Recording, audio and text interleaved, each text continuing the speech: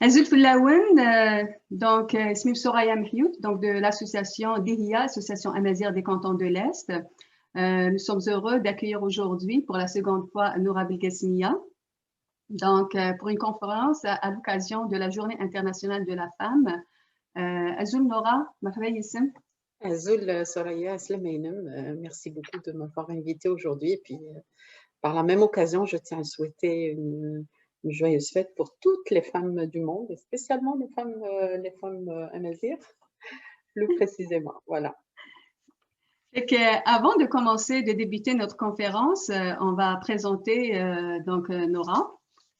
Nora détient un doctorat en littérature et socio-anthropologie. Elle a travaillé sur la poésie orale d'Ethmras en Grande Kabylie et également sur le déplacement de la communauté kabyle dans les femmes du village d'origine Timras, Nethwassif, vers la ville de Constantine. Donc, Madame Belkacemia détient également un magistère en littérature amazigh et une licence de français. Elle a écrit un livre sur la didactique de l'enseignement de Tamazirs, paru en 2007, édité par le Haut Commissariat à la Mazirité. Elle a à son effectif plus d'une vingtaine d'articles parus dans des revues algériennes et internationales. Donc, Nora, on va présenter les thèmes d'aujourd'hui sur lesquels que tu vas présenter. Donc, je vais partager l'écran. Donc, laisse-moi savoir si tu le vois bien. Oui, parfait. Très bien. Je vais agrandir. C'est-tu bon? C'est bon, c'est correct. Donc, on va parler aujourd'hui de l'expression du non-dit chez la femme kabyle à travers sa poésie orale. Les deux thématiques qui vont être présentées, donc ça va être l'expression du sentiment amoureux et ses non-dits et la relation bru-belle-mère. Donc, j'ai une question pour toi. Veux-tu nous introduire, Nora, sur le contexte des poèmes que tu as recueillis? Très bien. Alors, j'ai travaillé sur un corpus de poèmes qui appartiennent à des femmes de Temaras, comme tu l'as dit, du village de Temaras qui se trouve en Kabylie, en Grande Kabylie. Alors, ces poèmes, je les ai collectés durant la décennie noire qu'a connue l'Algérie. Et je les ai collectés sur on va dire deux territoires distincts. Donc le village d'origine de mes parents, où ces femmes, c'est-à-dire elles sont natives de ce village qui est Temras. Également sur Constantine, les femmes qui ont quitté le village et qui se sont installées à Constantine. Et donc c'est dans ces deux milieux généralement que j'ai pu collecter cette poésie-là. J'ai pu donc avoir accès à leur poésie, à leurs verbes, mais également, quand je parle de littérature orale, il n'y a pas que la poésie. Donc, j'ai fait une collecte aussi de proverbes, de dictons, de contes, mais je me suis spécialisée beaucoup plus sur la poésie orale féminine. Donc, ma recherche ou cette collecte-là a commencé en 94-95 et je l'ai terminée, je pourrais dire que la collecte s'est terminée vers les années 99-2000. Donc, ça m'a pris quand même un certain nombre d'années, mais c'était beaucoup plus une recherche qui était destinée au départ à sauvegarder cette poésie orale féminine, la sauvegarder et la préserver de l'oubli. Donc en enregistrant d'abord, ensuite en la transcrivant en caractère latin, ensuite en la traduisant. Alors, il y avait, j'ai déjà expliqué dans notre première conférence, si tu te rappelles, Soraya, j'ai présenté les femmes qui m'ont aidé à faire justement à faire ce travail colossal. Et donc aujourd'hui, je parle uniquement de celles qui m'ont donné donc des poèmes qui concernent les deux thèmes qu'on va traiter aujourd'hui. Donc, il y a Nenes Mina, Damel Smina, qui est née le 31 août 1913 et qui est décédée le 11 novembre 1996. Alors, elle a cette particularité d'avoir dans... On t'a perdu. On t'a perdu.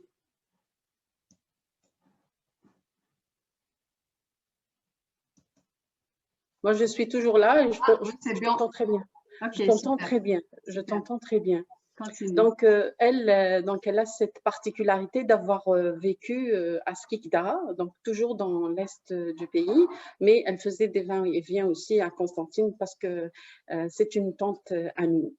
La deuxième personne qui m'a aussi inspirée, donc j'ai oublié de dire que Nesmina, elle m'a donné des poèmes surtout concernant l'expression du sentiment amoureux. Et il y a la deuxième, c'est Louisa Trazi, qui est née en 1927 et décédée en 2005. Elle habitait donc au plus bas quartier du village Tekhrébine, mais elle a vécu aussi à Betna. Donc, vous voyez qu'il s'agit de femmes qui ont vécu, qui sont nées dans un village, mais qui ont quitté le village et qui se sont installées dans des villes arabophones. Alors, tous les poèmes qui concernent surtout la relation Bru-belle-mère, c'est Nana Wissa qui me les avait donc transmis. La troisième personne, c'est Kassimi Chebha, donc c'est ma mère, qui elle aussi est née, elle est native du village de Temras et qui a vécu durant les années, à partir des années 50, elle a vécu à Constantine et qui vit toujours à Constantine, mais cette fois-ci, elle part souvent donc à Temras, donc elle a une résidence secondaire à Temras, donc elle part le plus souvent possible. Voilà, donc ce sont les trois j'ai choisi ces trois femmes parce que c'est elles qui m'ont beaucoup plus donné les deux thèmes sur lesquels on va travailler aujourd'hui, on va parler aujourd'hui. Alors, Donc, pour ce qui est... Nora, Oui. pourquoi tu l'as intitulé ici, la représentation du sentiment amoureux, tu l'as intitulé extériorisation et transgression? Très bien. Alors, je l'ai intitulé extériorisation parce qu'il s'agit d'une expression, déjà. Quand une femme donc dit de la poésie, elle s'exprime, donc elle s'extériorise. C'est une façon de dire tous ses ressentis, que ce soit ses peines, sa joie, c'est ce qui lui fait mal, ce qui la rend triste. Par exemple, elle l'extériorise, donc elle l'exprime à travers sa poésie. C'est pour ça que j'ai parlé d'extériorisation. Donc, c'est une façon de faire sortir tous ses ressentis.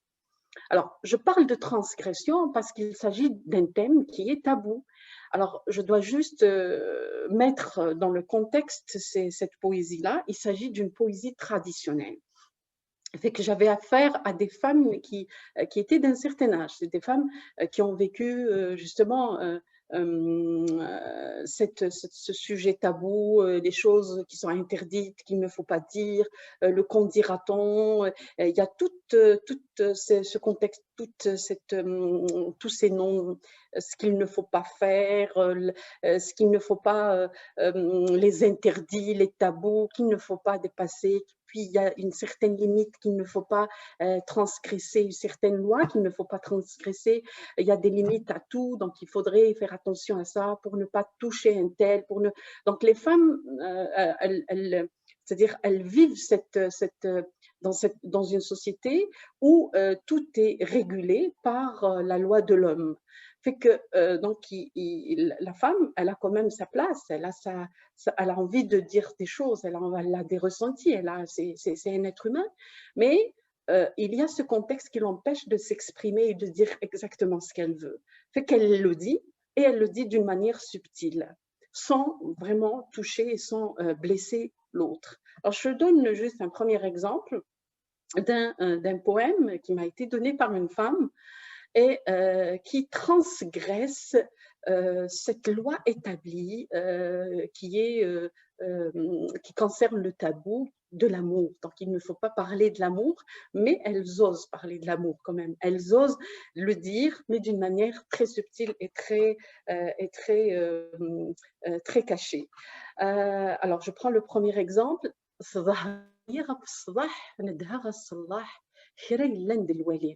تكسومتي السم المصباح ذي الورد ما راه يفتح ذي الكغزي ديور اللوسي وين يوسن ديك نغلا السماح هذي يقل ذم جاح هذي جرب المحاني. Je traduis, je l'ai aperçu au haut de la terrasse. J'ai demandé aide à tous les saints.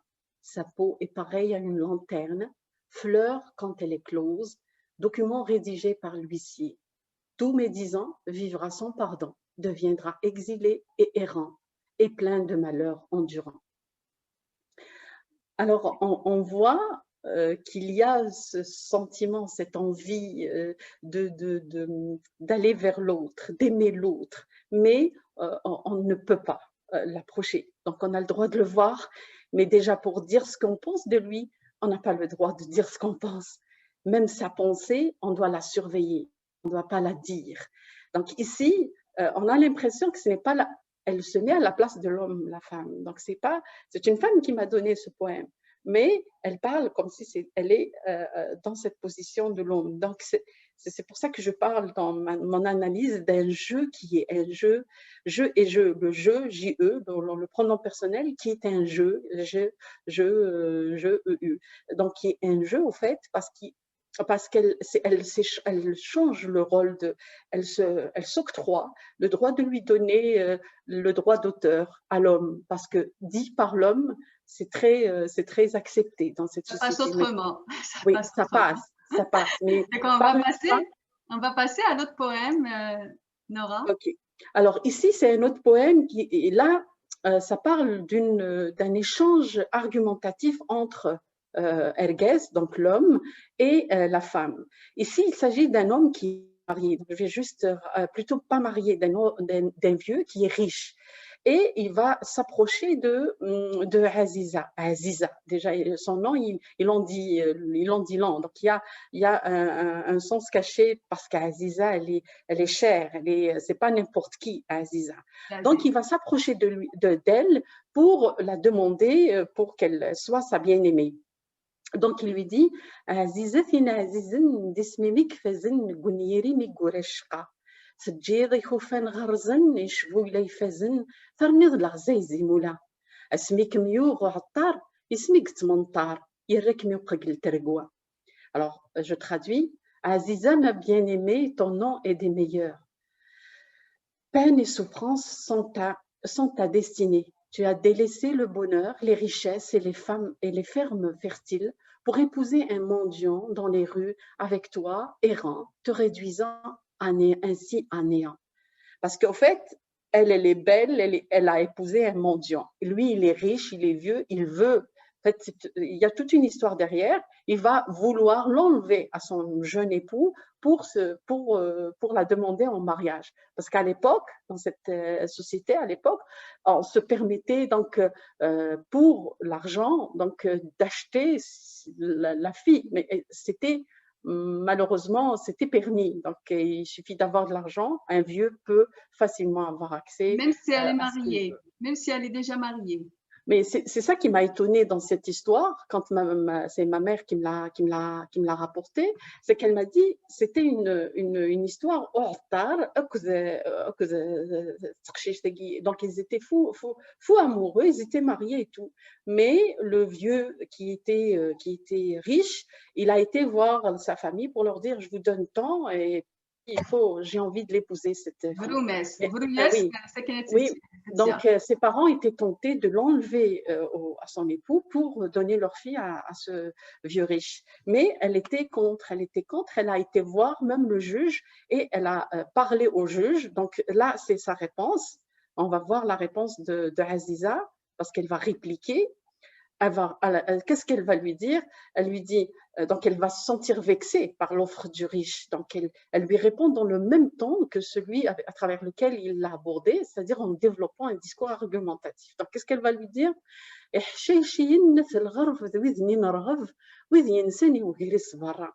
وين يغن زواج بوليس وين يتوانتيس في حلمة يسدو قفة وشبيح رانتك مدن ورثي الريح دن الفضة. Alors je traduis, les beaux jeunes hommes à l'ouest émigrant, ce sont eux que nous désirons. Dehors et dans le froid dormant, épouser la personne de son choix, tel est le véritable bonheur. Que faire des richesses du monde? Tous les fours servent à la cuisson, nul besoin qu'ils soient en argent. Très bien. Ici, alors, et c'est à partir de là que le juge, quand il a vu la position, d'après l'histoire donc de ma mère, elle me dit, quand il a vu la position de la jeune fille, il a décrété, on va dire ça, il a décidé de pas accéder à la demande du vieux riche, et il a dit non, la jeune fille, elle va retourner avec son époux. Il y a un poème qui suit, malheureusement, il n'est pas là, donc c'est l'homme qui va être content, il va dire, donc je ne me rappelle pas de tout le poème, mais il va être content, il va dire, ça va être vers la fin, donc il sera très content de retrouver sa bien-aimée. Donc on va alors alors, ici, c'est le jeu amoureux entre le jeu et l'enjeu. Je parlais de ça tout à l'heure, mais je vais un peu le développer si tu veux, Soraya. Donc, ici, la déception de la femme malheureuse en amour est soulignée par ce poème. Alors, qu'est-ce qu'elle dit?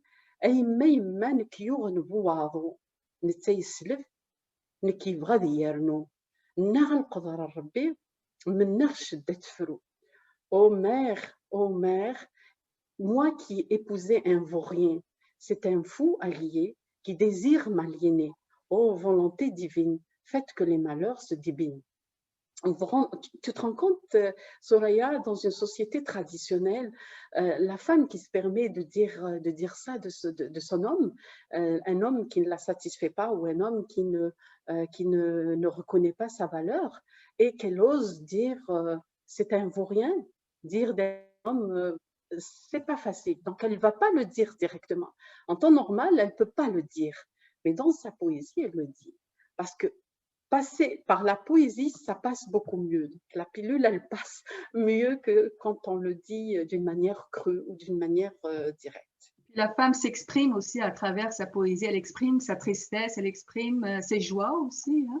C'est pour ça que j'ai parlé d'extériorisation. Donc, elle extériorise tout ce qui est en elle que la société lui refuse à admettre ou lui refuse à dire.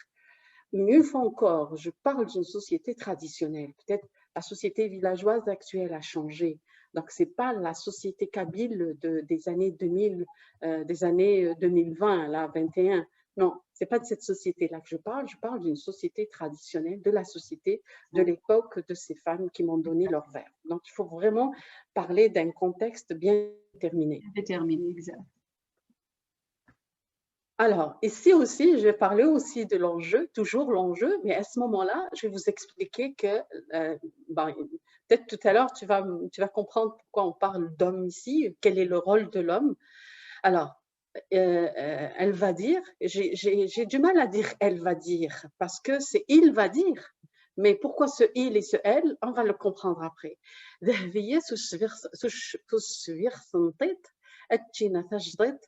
أدينيغ ظفرة أرنيغ العتبين سيمس الحراس يرنا وكدي سور فغاس سماني يمدنا عن النبي الخير إذا مخدمة سجيت في حلمة ثنيت ذا يجي خدم اللحبة.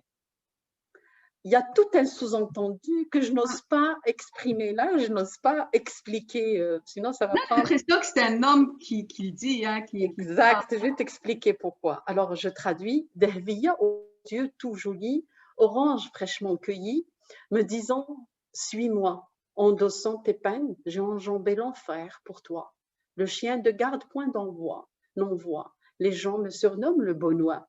Tout le bien que je t'ai fait, nul besoin de le révéler, c'est ce que font les amis. » Oui, on a l'impression que c'est un homme qui parle, parce que la femme, comme je l'ai dit tout à l'heure, elle sait ce que l'homme pense. Elle rentre dans sa tête.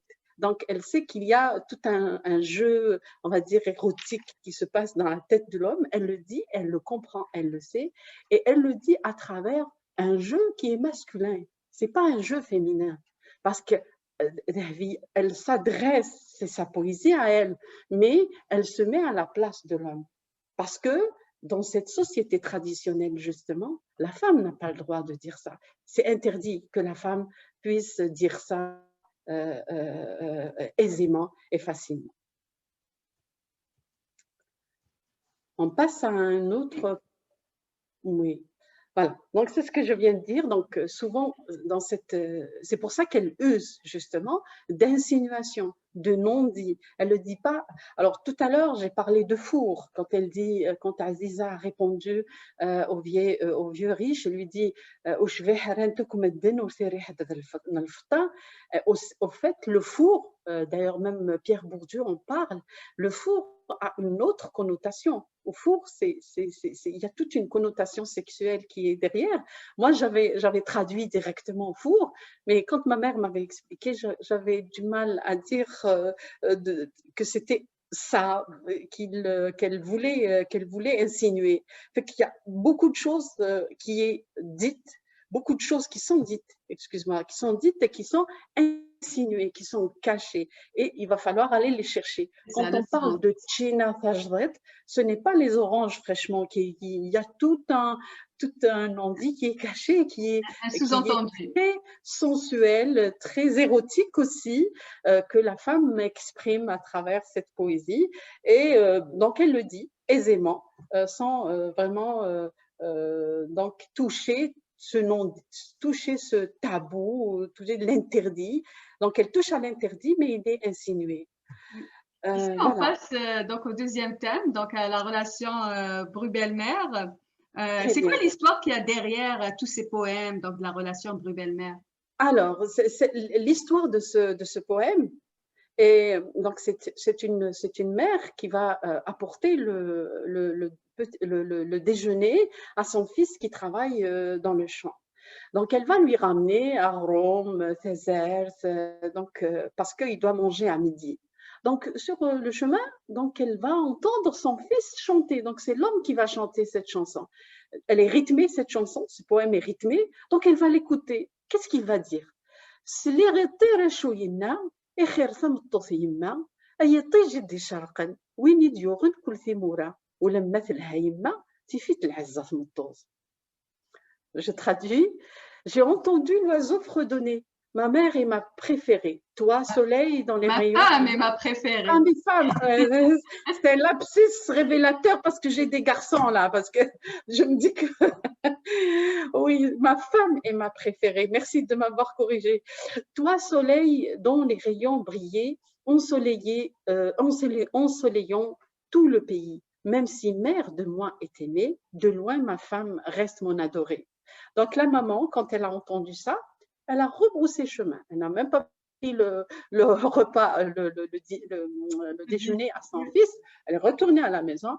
Elle a pris le petit déjeuner qui, au départ, était destiné à son fils. Elle l'a bien mangé. Et puis le garçon et son fils, il est resté jusqu'au tard en soirée. Il rentre et puis il dit mais pourquoi tu ne m'as pas ramené à manger? Il m'a dit je t'ai ramené ça, mais quand je t'ai entendu fredonner cette chanson, il fallait juste demander à ta femme qu'elle te ramène à manger et ne pas penser à moi.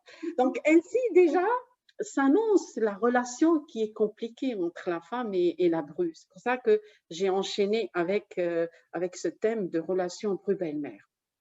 Alors, ce que j'ai pris, donc il y en a beaucoup, mais j'ai choisi quelques-uns. J'ai choisi ceux qui concernent les joutes oratoires. Alors, juste dans le contexte des joutes oratoires, il faut savoir que ces joutes oratoires se font durant les fêtes. Donc, il y a un groupe de femmes, de jeunes filles, de Tislatine, les Brus, et un groupe de vieilles, les belles-mères, qui se mettent donc un groupe en face de l'autre.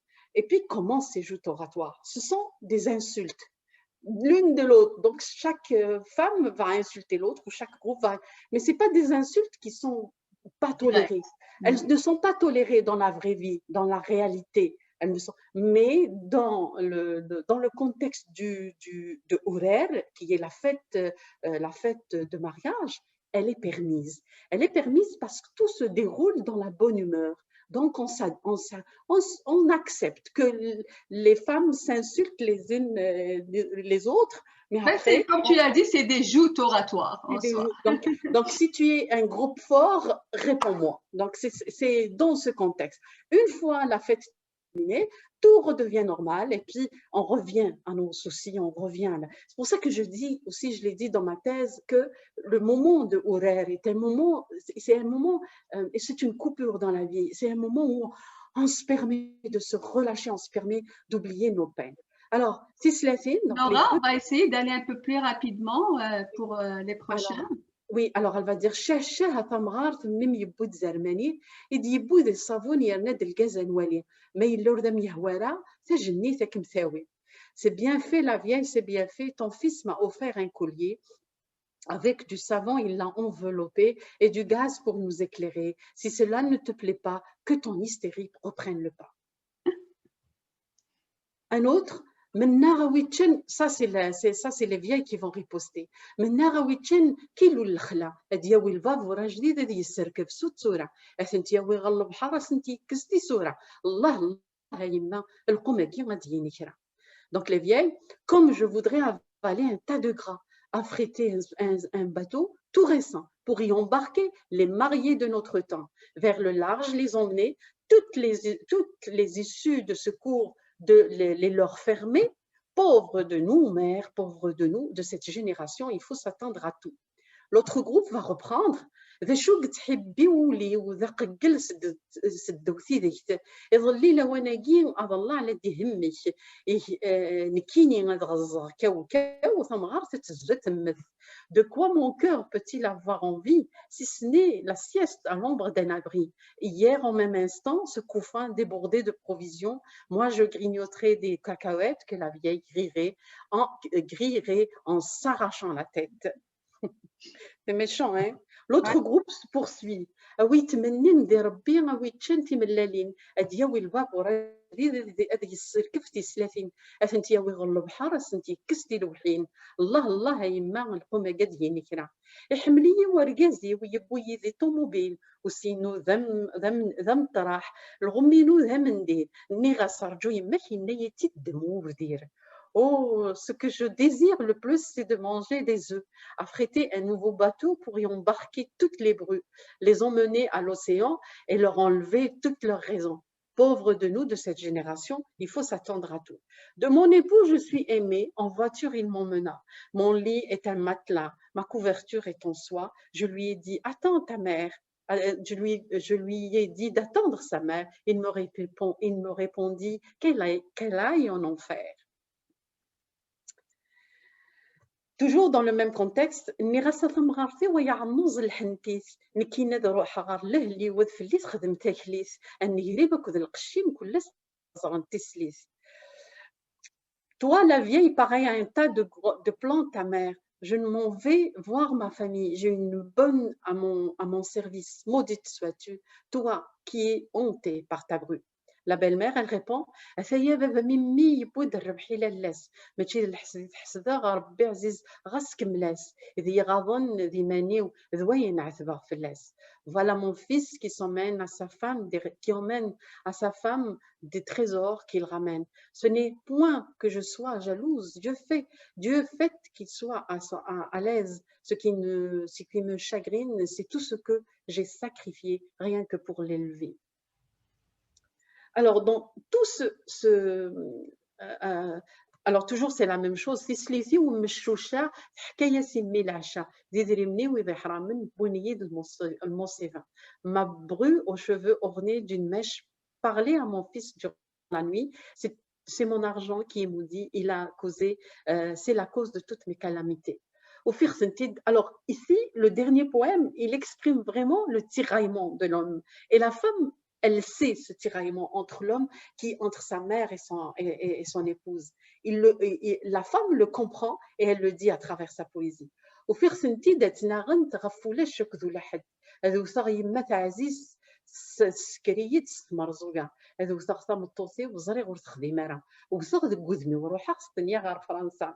Je les ai trouvés en plein conflit pour un non et pour un oui. Blâmer ma mère, chérie, elle m'a enlevé dans la souffrance. Blâmer ma femme bien-aimée, je sais qu'elle n'a rien fait. Et il n'y a que moi à blâmer. La fuite vers la France, ma seule destinée. C'est ça qui est formidable dans toute cette poésie, c'est que la femme, elle comprend tout ce que l'homme lui dit. Donc, tout ce qui se passe dans la tête de l'homme, elle le comprend, elle le sait. Mais rien n'empêche que ces conflits existent toujours jusqu'à nos jours. Voilà, Soraya. Merci beaucoup, Nora. Donc, à travers tous ces poèmes que tu nous as fait découvrir, quelle est la sagesse à en tirer? Ça, c'est une très bonne question. Moi, ce que j'ai appris à travers ces poèmes, c'est que le manque de communication dans notre société a fait qu'il y a tout le temps des conflits entre hommes et femmes. Et la femme envoie des signes. Elle envoie des signes à l'homme pour qu'il comprenne ce qu'elle ressent. Mais l'homme, soit je ne sais pas, par fierté ou par statut la société lui a octroyé en tant qu'homme, je parle de la société kabyle dont il est question ici, il ignore ces signes ou bien il ne veut pas les voir. Pour moi, pour peu qu'il écoute ce que la femme a à lui dire, tous les conflits, toutes les petites disputes qui peuvent dégénérer peuvent se régler. Donc, la sagesse, c'est qu'on s'écoute mutuellement et qu'on essaye, oui, et qu'on essaye de communiquer. C'est beaucoup plus ça qui importe. Voilà. يعطيك الصحة نورا تنميتها تصاطاس.